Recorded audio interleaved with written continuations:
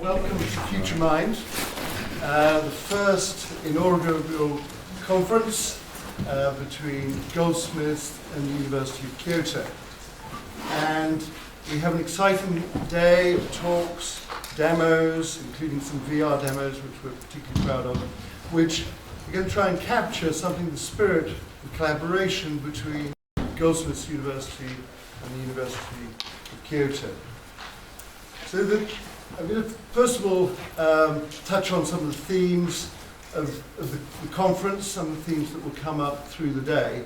I also have to give the fire exit details, which are at the back, and in the event that there is a fire, we will all congregate on the lawn outside. So I've done that bit.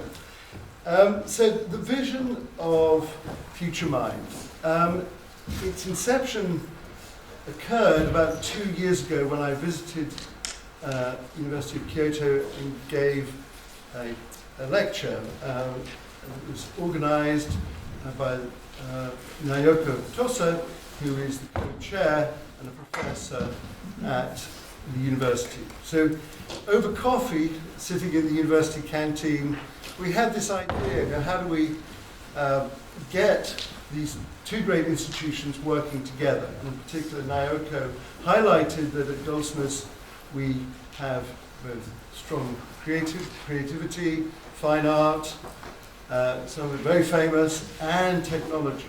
And she thought that this mixture and dynamic may be of interest to Kyoto University, and an exciting collaboration could emerge. So the idea behind it is essentially collaboration across many oceans around technology, creativity, and art.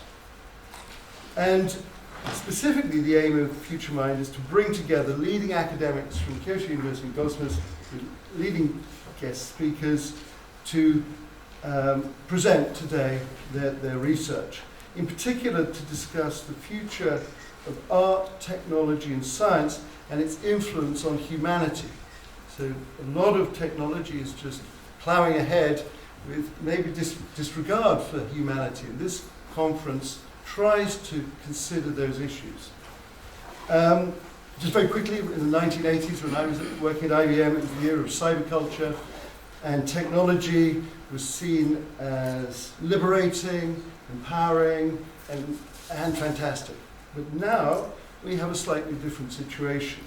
We have a sort of a culture where there's a fear and unease about social media, driverless lorries, land robot warfare, intelligent cities, machine learning being used in finance and medicine.